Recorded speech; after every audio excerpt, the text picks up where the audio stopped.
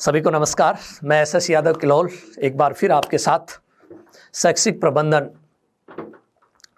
कई बार देखिए मैंने सुना है कि इसको स्कूल मैनेजमेंट भी कह देते हैं। मैं बार बार कहता हूं कि ये स्कूल मैनेजमेंट नहीं है दोस्तों, यह है एजुकेशनल मैनेजमेंट, लेकिन बोल देते हैं आम बोल चाल की भाषा में। और आज शुरुआत करते हैं कि ये मैनेजमेंट है क्या चीज़। तो आज जो अपना पहला टॉपिक स्टार्ट होता है कि एजुकेशनल मैनेजमेंट है क्या। जब एजुकेशनल मैनेजमेंट को हमें पढ़ना है तो उससे पहले हम ये जानें कि प्रबंधन क्या है, ओनली फॉर मैनेजमेंट क्या है, और फिर इस मैनेजमेंट को हम लेके आएंगे किसके अंदर, हमारे शिक्षा जगत में।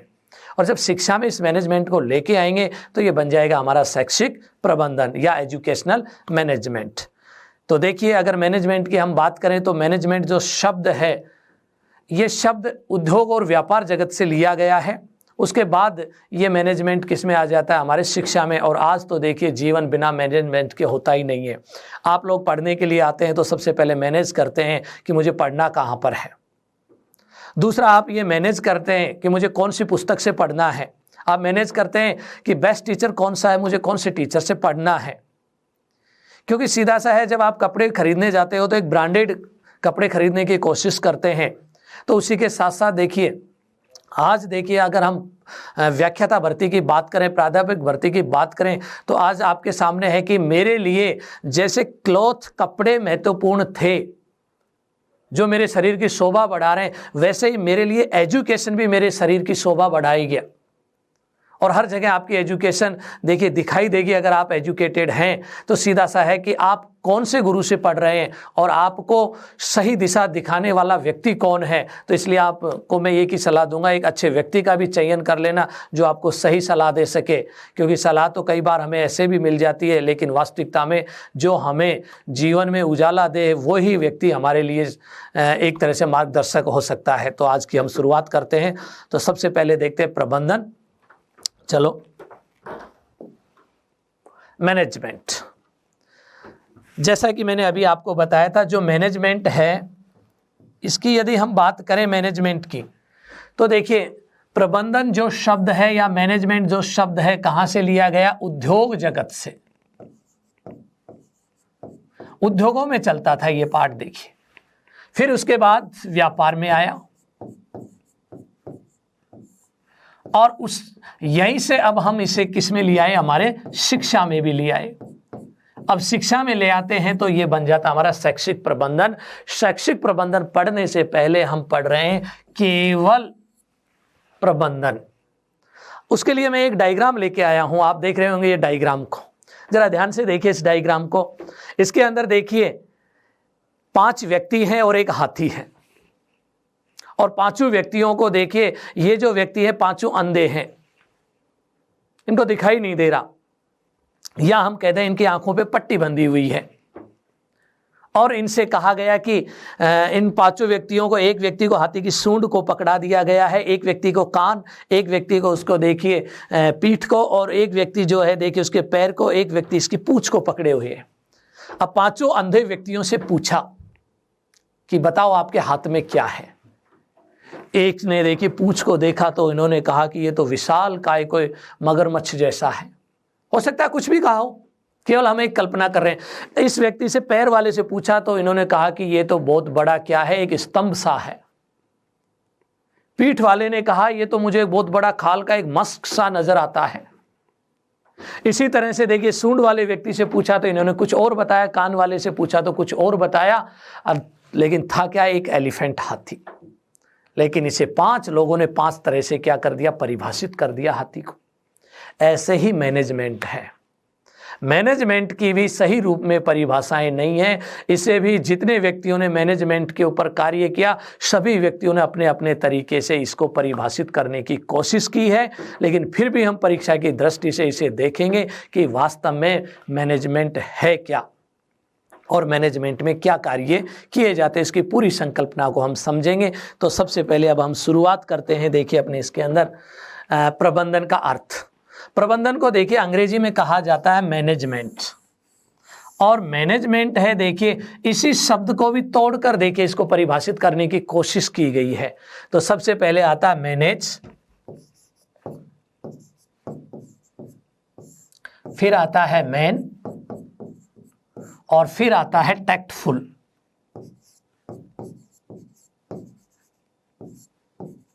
या टैक्टफुल्ली, यानी कहने का है मैनेज। एक तो ये टुकड़ा तोड़ा, फिर उसके बाद मैन, और अंत में बच गया टी, यानी सीधा सा है मैनेज, मैनेज प्लस मैन, और उसके बाद टी, टैक्टफुल्ली। तो सीधा सा है मैनेज करना है मैन को टैक्टफुली, एक अच्छे तरीके से व्यक्तियों को मैनेज करना ही क्या कहलाता है? प्रबंधन कहलाता है। और देखिए मनुष्य को सबसे ज़्यादा यानी मानव को देखिए प्रबंधित करने के लिए सबसे ज़्यादा एप्ले ने जोर दिया था कि यदि मैनेज करना है संसाधनों की अपेक्षा मानव को मैनेज करना बड़ा मुश्किल कार्य है, और सबसे ज़्यादा जोर दिया जाना चाहिए मानव को ही मैनेज करना, और वो ही मैनेजमेंट है। तो यहाँ पर आपने देखा मैनेज प्लस मेंट प्लस टी, यानी manage plus man plus T, यानी मैनेज मैन टैक्टफुली, यानी एक अच्छे तरीके से मनुष्य को मैनेज करना। दूसरा देखिए मैंने एक और अर्थ लिखने की कोशिश की है, संगठन में व्यक्तियों से कार्य कराना। कई लोग कहते हैं संगठन में व्यक्तियों से कार्य कर, संगठन का मतलब कोई संस्था, जैसे हमारी स्कूल, संगठन को हम क्या कह सकते हैं? कोई इंस्टीट्यूट भी कह सकते हैं। किसी संस्था या संगठन में व्यक्तियों से कार्य करवाना या कार्य करवाने की कला क्या कहलाता है? कार्य करवाने की कला क्या कहलाएगा? मैनेजमेंट। दूसरा देखिए कार्य कराने की कला को ही क्या कहा जाता है? प्रबंधन कहा जाता है। अब हम एक सिंपल सी परिभाषाएं देखेंगे इसकी कि वास्तव में मैनेजमेंट है क्या चीज़, और उसी की हम बात करेंगे। मैं यहाँ पर लिख रहा हूँ, देखिए याद करने के लिए भी आसान रहेगा। किसी संगठन या कोई संस्था द्वारा पूर्व निर्धारित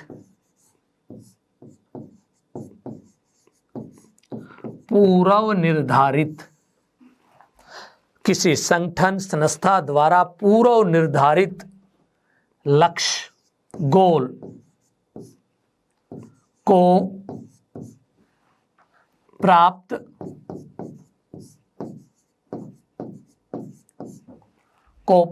करने का सामूहिक प्रयास। सामूहिक प्रयास याद रखना, अकेला व्यक्ति मैनेज नहीं करता है, ये तो एक समूह में क्रिया होती है। सामूहिक प्रयास, क्या प्रयास करते हैं हम उस संस्था के माध्यम से? क्या करना है, क्या करना है, कब करना है, कैसे करना है,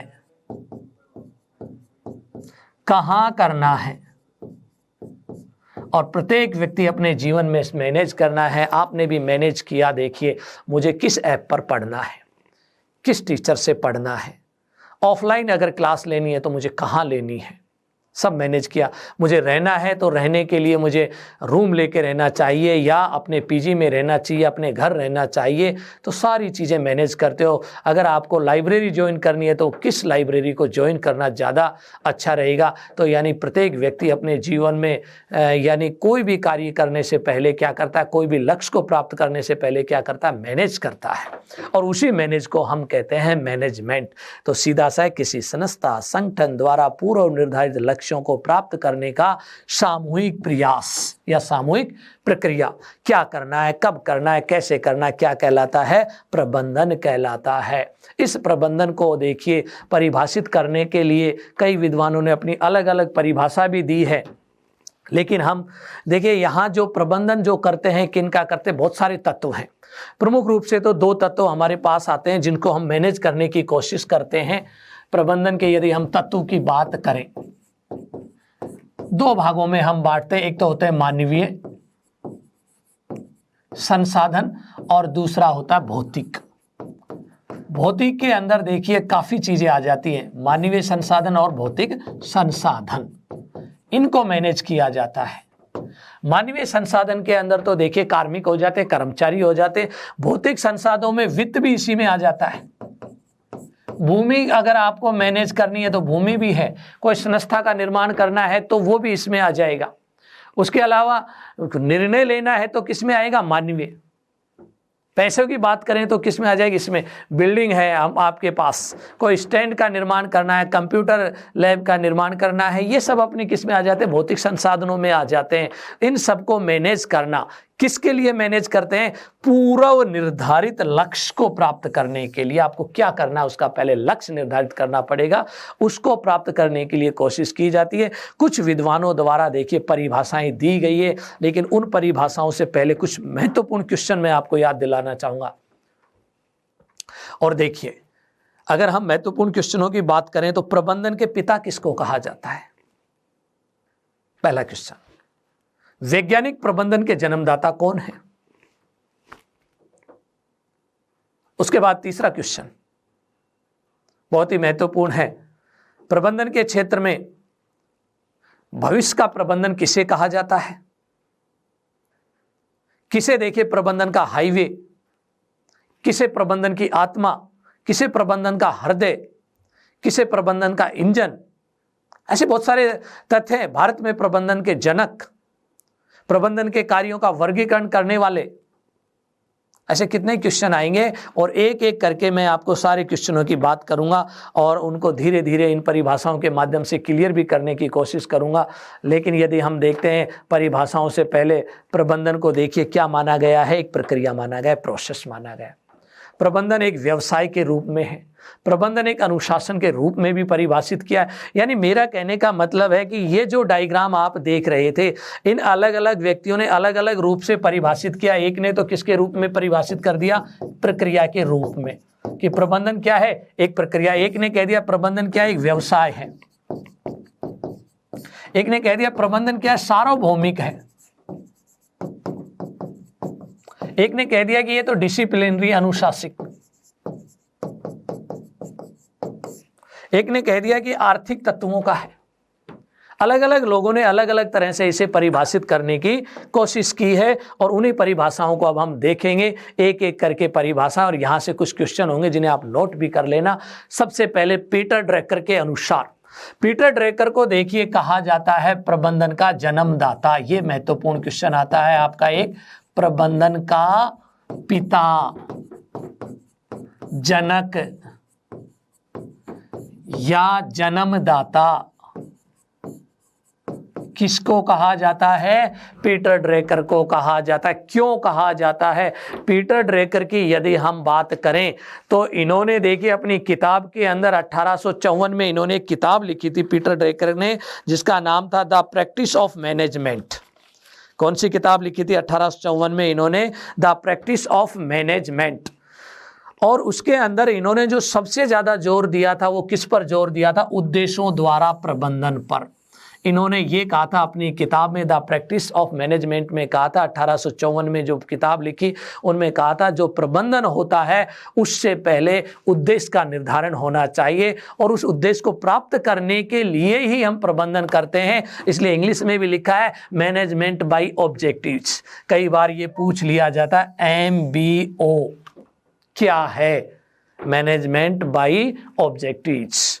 उद्देश्यों द्वारा प्रबंधन करने की प्रक्रिया किसने बताई थी? पीटर ड्रैकर। और इसीलिए इनको कहा जाता है प्रबंधन का पिता, जनक या फादर कहा जाता है। दूसरा, पीटर ड्रैकर ने देखिए प्रबंधन को क्या कहा? इन्होंने कहा लाइफ ब्लड कहा, इन्होंने जीवन रक्त, जीवन रक्त।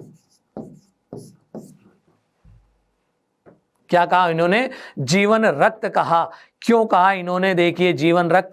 क्योंकि देखिए बिना उद्देश्य के आप देखिए कोई कार्य कर ही नहीं सकते, इसीलिए इन्होंने इसको जीवन रक्त की भी संज्ञा दी। तो परीक्षा में पूछ लिया जाए प्रबंधन को लाइफ ब्लड या जीवन रक्त की संज्ञा किसने दी थी? पीटर ड्रैकर ने।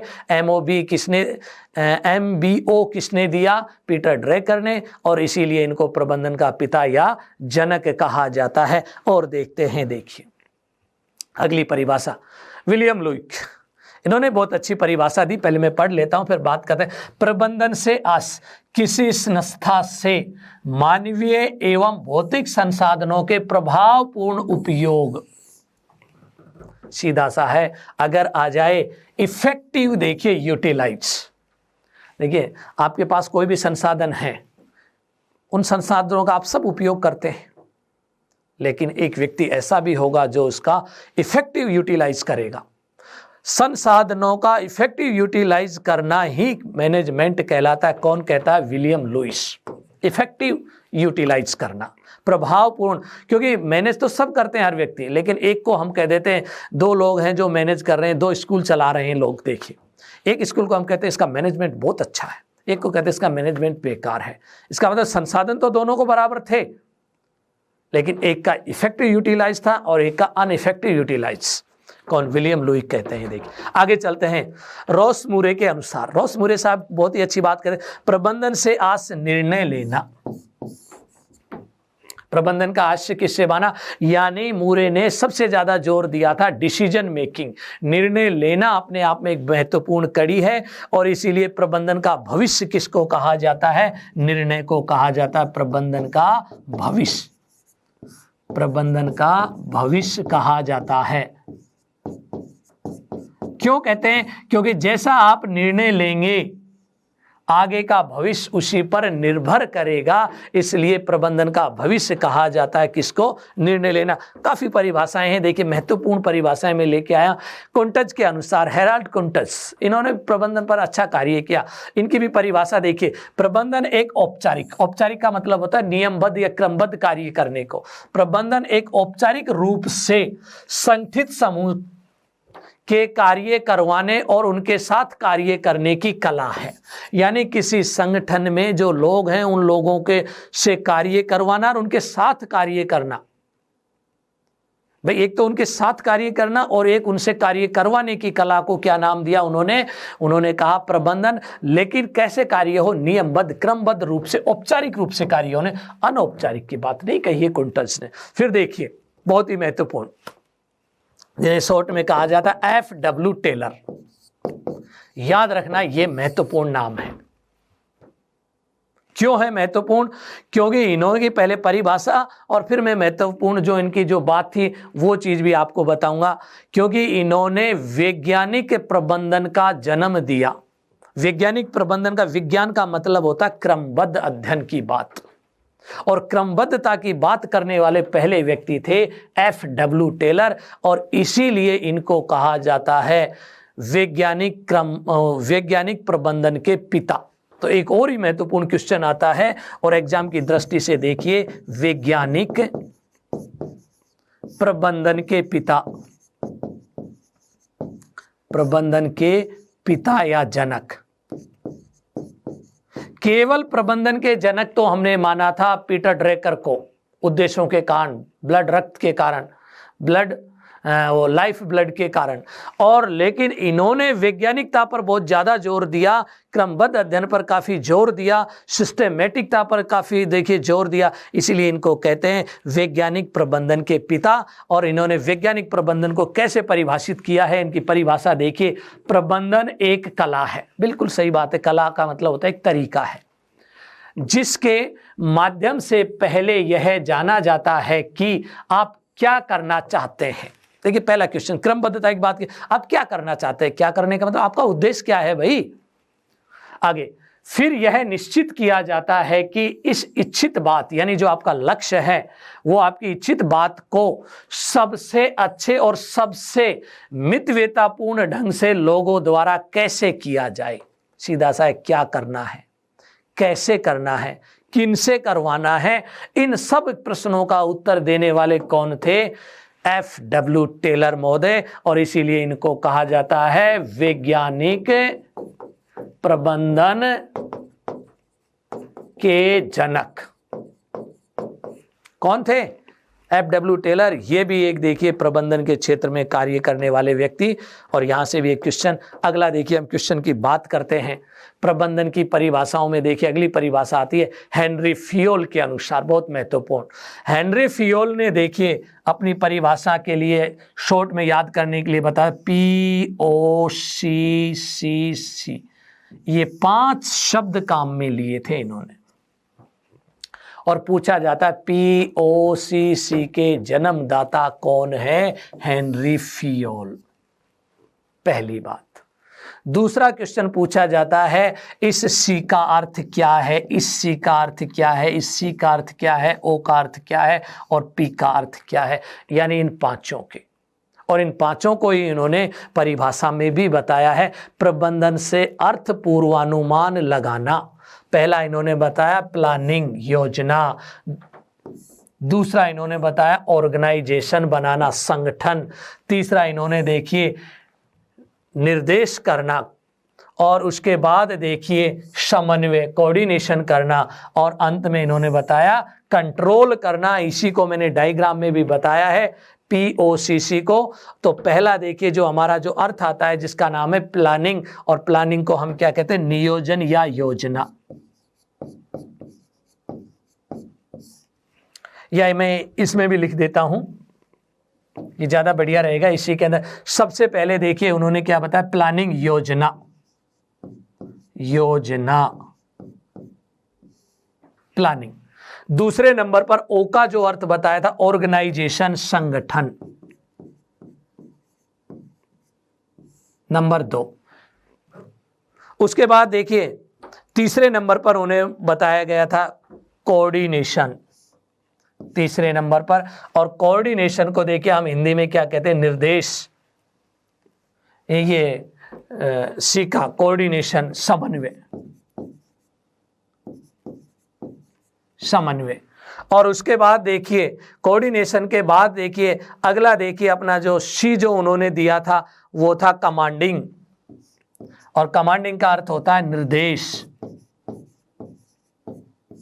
कमांड देना। और उसके बाद देखिए चौथे, ये 5वें नंबर पर दिया गया था कंट्रोल, नियंत्रण। ये 5 चीजें दोबारा से फिर देख लीजिए एक बार। देखिए POCCC किसने परिभाषित किया था? हेनरी फियोल ने। हेनरी फियोल एक महत्वपूर्ण देखिए प्रबंधन के क्षेत्र में जाना पहचाना नाम है। और इन्होंने POCC को 5 देखिए भाग बताए थे इन्होंने, प्लानिंग, ऑर्गेनाइजेशन, उसके बाद तीसरा देखिए कोऑर्डिनेशन, कमांडिंग और कंट्रोलिंग। इन्हीं को हेनरी फियोल को ही देखिए एक और नाम से भी जाना जाता है, प्रबंधन के सिद्धांतों के जन्मदाता। याद रखना, प्रबंधन के सिद्धांतों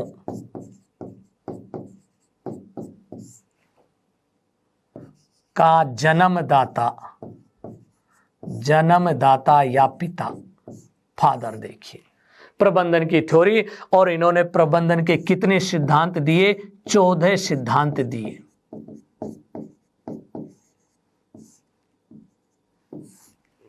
प्रबंधन के सिद्धांतों के जन्मदाता जिनका नाम क्या है? हेनरी फियोल। और इन्होंने ही दिया POCC अर्थात प्लानिंग, ऑर्गेनाइजेशन, कमांडिंग, कोऑर्डिनेशन और कंट्रोलिंग। आगे चलते हैं। देखिए बहुत ही महत्वपूर्ण, काफी बार पूछी गई, लूथर गुलिक और उनके साथी थे जिनका नाम था उर्विक। इनके द्वारा भी देखिए एक परिभाषित दी गई। और इनके द्वारा जो परिभाषित दी गई उसको मैंने लिखा है पोस्ट कॉर्ब। इनके द्वारा जो परिभाषा दी गई थी क्या थी? पोस्ट कॉर्ब।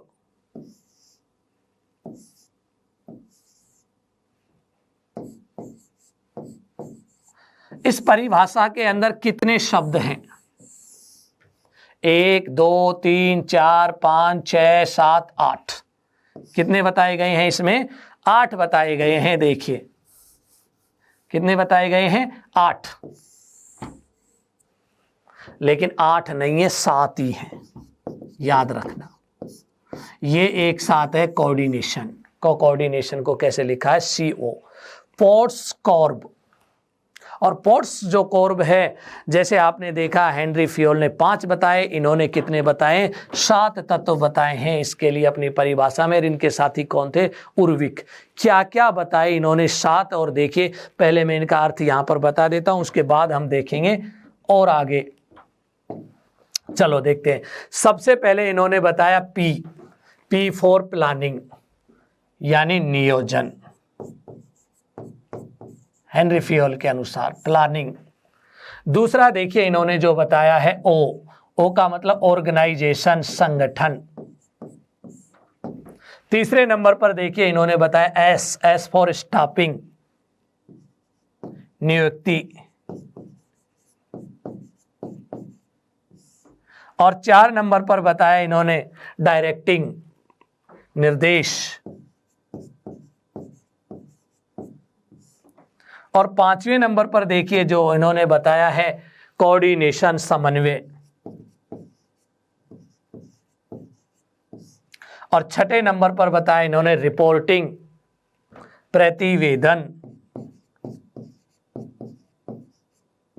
और 7वें नंबर पर बताया बजटिंग, अर्थात बजट निर्माण। ये 7 देखिए इन्होंने बताया, पहला, दूसरा, तीसरा, चौथा, 5वां, 6ठा और 7।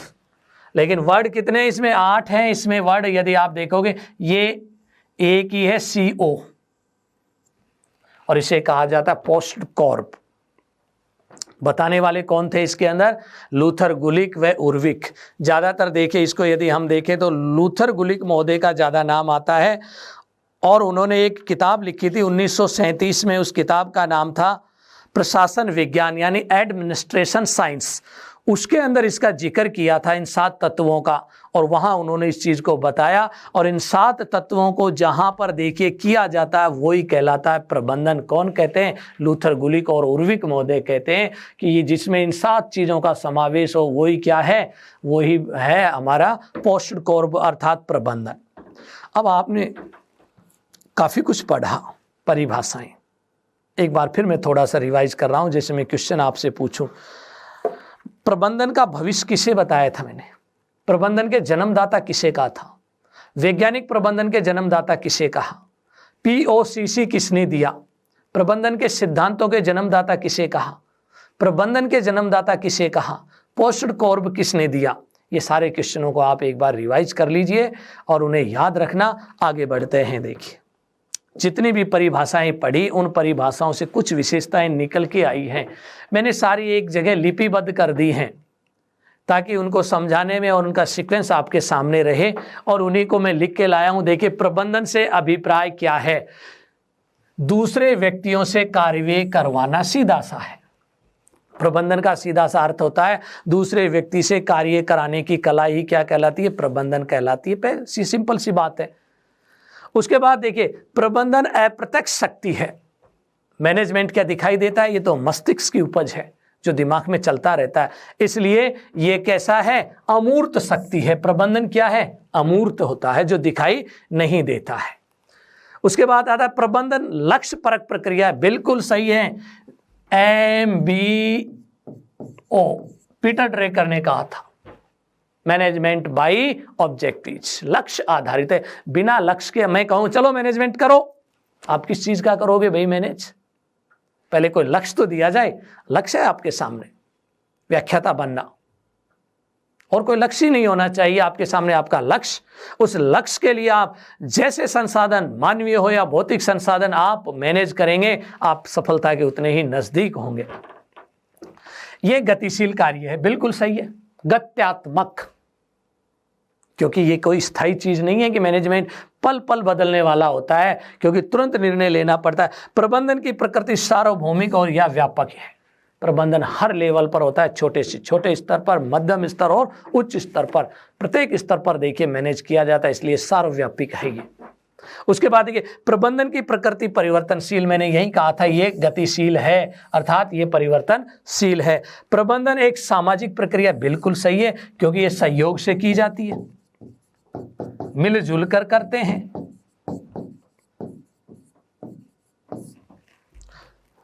प्रबंधन सत्तात्मक व्यवस्था है, क्योंकि नेतृत्व किया जाता है प्रबंधन ने, ऊपर से सत्ताओं द्वारा निर्देश दिए जाते हैं आपको क्या करना है, इसलिए इसमें सत्ता का पुट तो है ही है।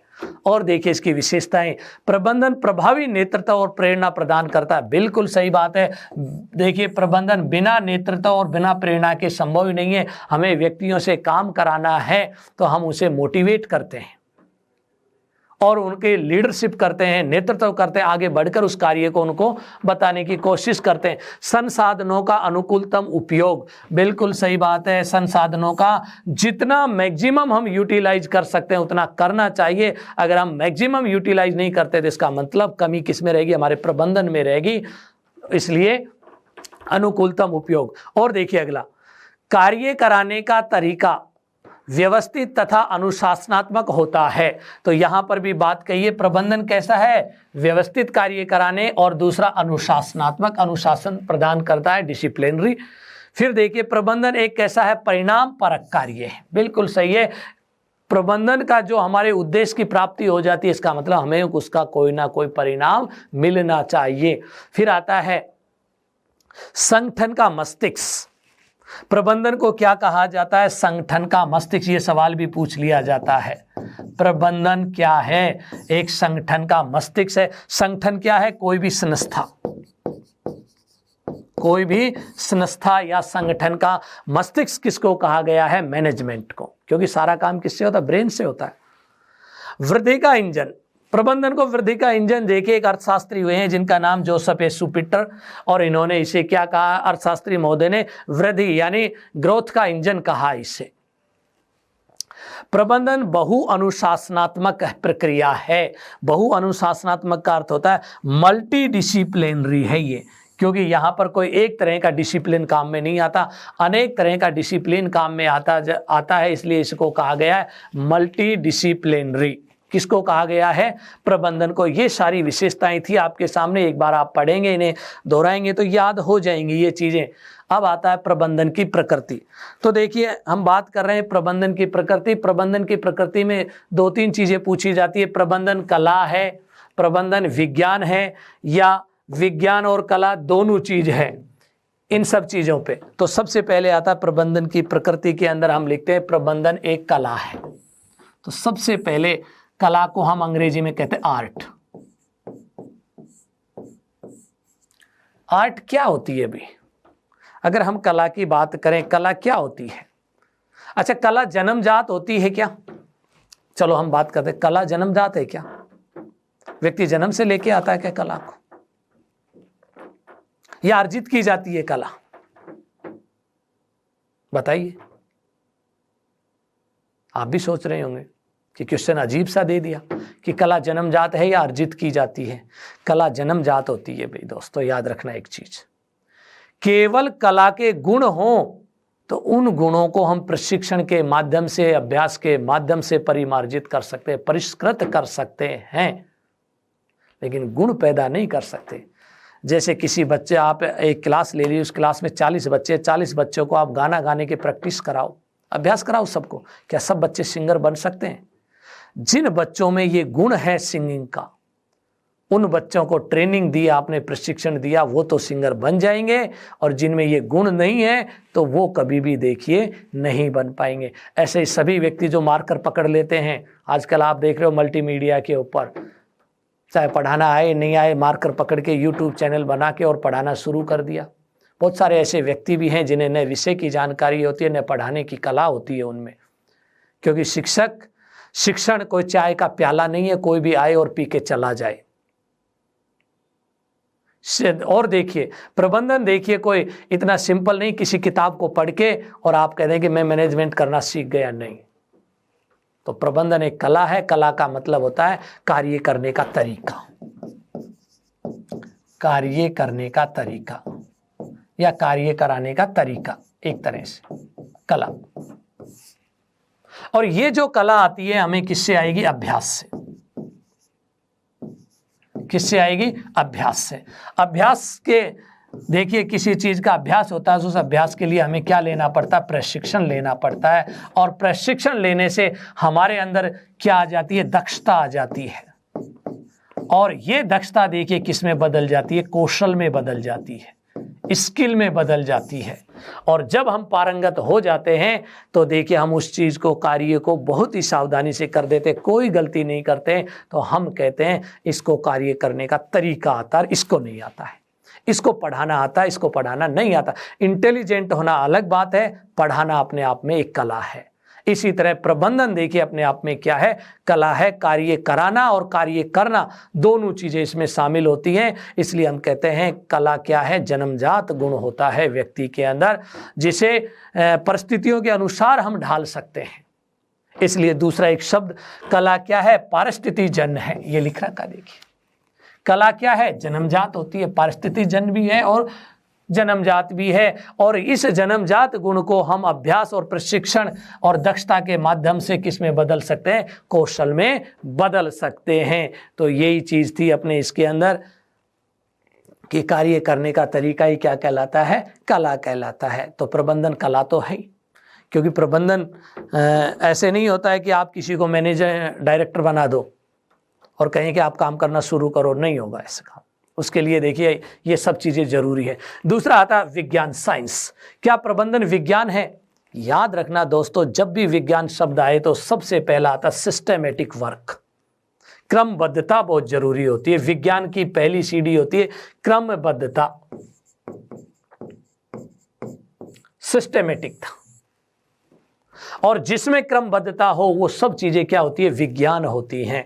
इसीलिए देखिए अर्नेस्ट डेल ने एक परिभाषा दी है। उन्होंने क्या कहा था, प्रबंधन एक सरल यानी सॉफ्ट साइंस है जो कोर नियमों से रहित है। इसमें साइंस के वो कोर नियम तो नहीं अपनाए जाते, लेकिन कार्य के अंदर क्या आनी चाहिए, क्रमबद्धता, सिस्टमेटिक रूप से कार्य तो होना ही चाहिए।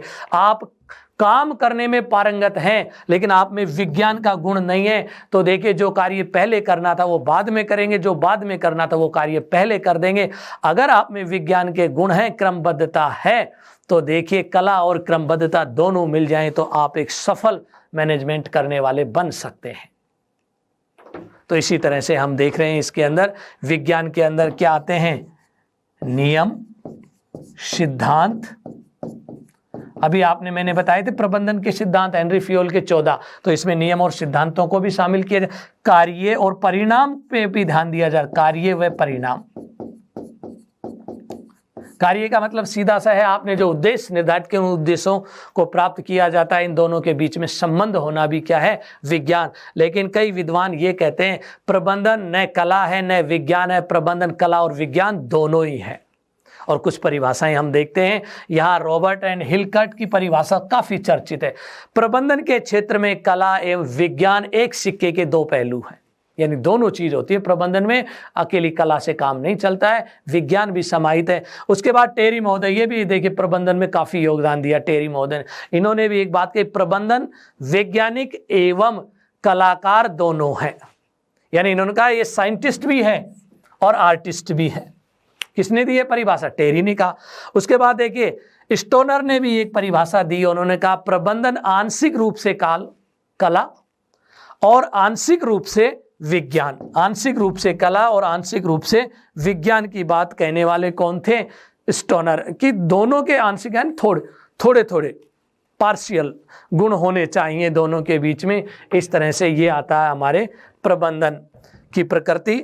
और प्रबंधन एक पेशे के रूप में भी है, इसकी प्रकृति में हम लिख सकते हैं पेशे के रूप में, यानी व्यवसाय के रूप में है। और देखिए प्रबंधन का स्तर, प्रबंधन की यदि बात करें तो प्रबंधन को 3 स्तरों में बांटा जाता है दोस्तों, याद रखना। तभी तो मैंने लिखवाई थी इसकी विशेषताओं में आपको कहा था प्रबंधन प्रत्येक स्तर पर किया जाता है। प्रबंधन के 3 स्तर बताए गए हैं। प्रबंधन के कितने स्तर लिए गए, 3 स्तर लिए गए हैं। पहला स्तर आता है देखिए यहां निम्न स्तर, निम्न स्तर। फिर आता है मध्यम स्तर और तीसरे नंबर पर आता है उच्च स्तर। तो प्रबंधन के कितने स्तर होते हैं, परीक्षा में पूछे तो 3 स्तर होते हैं, निम्न, मध्यम और उच्च। उच्च स्तर पर लोग कौन होते हैं? उच्च स्तर की यदि हम बात करें तो उच्च स्तर पर देखिए प्रबंधन के अंदर जो होते हैं वो एक तरह से सीओ होते हैं, CEO, chief educative officer. Chief educative officer का मतलब होता है नीति निर्माण करने वाले, निर्माता। इन नीतियों को लागू करने वाले जो होते हैं वो होते हैं मध्यम स्तर के। नीतियों को लागू करने वाले होते हैं एचओडी। एचओडी क्या होता है? Head of department. Head of department. ये जो नीतियां बनाई है इन नीतियों को क्या करते हैं?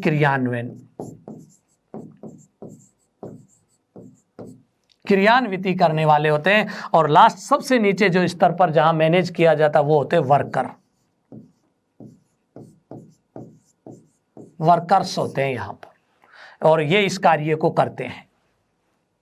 तो इसलिए प्रबंधन के कितने स्तर बताए गए हैं? 3 स्तर बताए जाते हैं, निम्न स्तर, मध्यम स्तर और उच्च स्तर। इसीलिए कहा जाता है प्रबंधन प्रत्येक स्तर पर किया जाता है। इसीलिए हम कहते हैं प्रबंधन क्या है? सार्वभौमिक है। जो प्रत्येक स्तर पर किया जाता है सार्वभौमिक है, या हम कह देते सर्वव्यापी है। सब जगह देखो, उच्च स्तर पर भी हो रहा, मध्य स्तर पर भी हो रहा और निम्न स्तर पर भी होता है, सब जगह होता है। और अंत में देखते हैं प्रबंधन की स्टाइल। मैनेजमेंट स्टाइल क्या है? प्रबंधन की शैलियां। प्रबंधन शैलियों की यदि हम बात करें तो देखिए 3 प्रकार की शैली होती है। एक तो होती है निरंकुश शैली।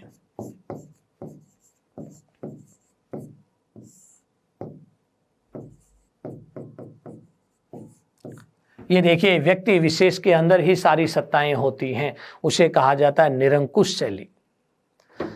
उसके बाद देखिए दूसरी शैली आती है लोकतांत्रिक शैली, जिसमें सब मिलजुल कर काम करते हैं और सबको देखिए कार्य का बंटवारा किया जाता है उनकी योग्यता के अनुसार, लोकतांत्रिक शैली।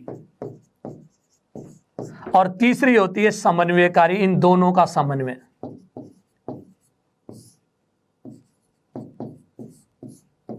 और एग्जाम में पूछा जाता है कि कौन सी शैली सबसे अच्छी मानी गई है।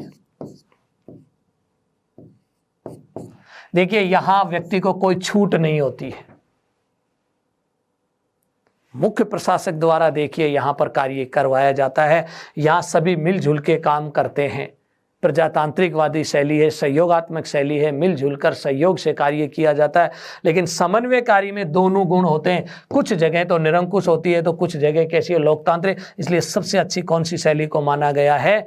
सबसे अच्छी जो शैली मानी गई है वो शैली आती है हमारी लोकतांत्रिक शैली, ना ये समन्वयवादी जो शैली है इसको। अब देखिए बड़ी स्लाइडें हो जाती हैं, इसलिए अगला जो मैंने पार्ट इसका लिया है, दूसरा पार्ट शैक्षिक प्रबंधन। यानी अब तक तो हमने केवल प्रबंधन का अर्थ पढ़ा, अब दूसरे पार्ट में हम पढ़ेंगे शैक्षिक प्रबंधन का अर्थ, परिभाषाएं और उसके कार्य, उन सबको एक साथ देखेंगे और वो अगली स्लाइड में। ठीक है।